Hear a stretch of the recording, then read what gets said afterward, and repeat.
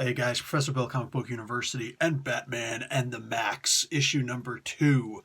All right, love the back. I love that they actually do this on the back cover also. Anyway, this is indeed an IDW and DC imprint, so a nice little bit of shared universe. But IDW is on top, and in the back, all of the freaking DC stuff is being advertised.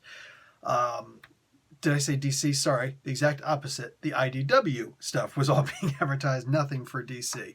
So anyway, let's get into Arkham Dreams, story and art by Sam frickin' Keith, man. Bang! Colors by Rhonda Pattinson. Let's try this one more time. Colorist, Rhonda Pattison. Okay, I did it right that time. Sean Lee is the letterer. And Batman was created by Bill Finger, and Bob Kane heard about it and came in and swooped up all the credit. Okay, and meanwhile, Sam Keith created the Maxx. Okay, so, and I bet you Bob Kane tried to steal credit for that too. So, anyway, this was cool. It does seem like there's a whole lot of stakes in here. Everything's really silly, and this is clearly much more of a Maxx story than a Batman story. The Joker winds up showing up at one point, and it's like, oh, well, that's interesting. And the death of the Joker in here shows that dying in the universe, the Outback, doesn't actually qualify you for dying in the real world. You just kind of jump back and forth a couple of times. That's really it. The Gallop, whatever world, all of it's really freaking weird. Really freaking weird. I do love, though, how, like, this... It's funny that Sam Keith hasn't lost his edge for the Maxx. You know what I'm saying? He's still, like, he'll stab the Joker and be like, for I am the Maxx. It's like there was no reason to say that line at all, but it was perfect.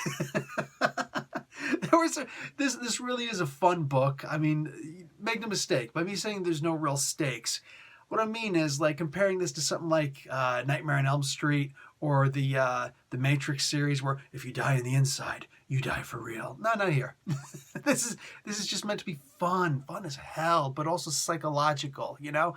This issue had much less psychology in it and a whole lot more just pure fun, which is fine. I'm actually okay with that. In the comic book, this series, I think, this miniseries will have to kind of bounce back and forth a little bit with that, you know? It can't get too deep, because if it gets too deep, let's be realistic. The Maxx is a ridiculously tragic character, and it's just going to be something that's going to be a pure cry fest. You know what I'm saying? This poor freaking tortured soul. But, you know, so the humor really does help. The art really does help. I'd have to say my favorite line, Batman. He's looking around. He's like, Maxx, I could be miles away or in anyone's outback by now, but I don't see the air whale. Then here it comes, the best line of the comic book.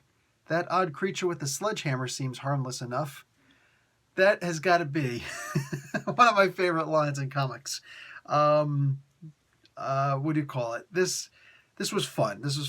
In the end, it is interesting. Julie does show up, or at least it seems as though she shows up. I'm not entirely sure if it's really her, but it would make sense if she did show up, because I think it's time for this to get a little bit more serious after this silliness. So, anyway, yeah, I was absolutely recommending this. This is a fun comic book. Again, issue 3, I get the feeling it's going to get a lot deeper, and Batman's going to realize what a tragic character the Maxx really is and really can be. I'm looking forward to it. I'm probably going to keep a box of I have a box of tissues here. Never use them, but wintertime is here. I'll be using them all the time. Oh yeah, and my allergy pills. Damn it. Anyway, guys, that's going to be it for me. Professor Bill, Comic Book University. Class dismissed.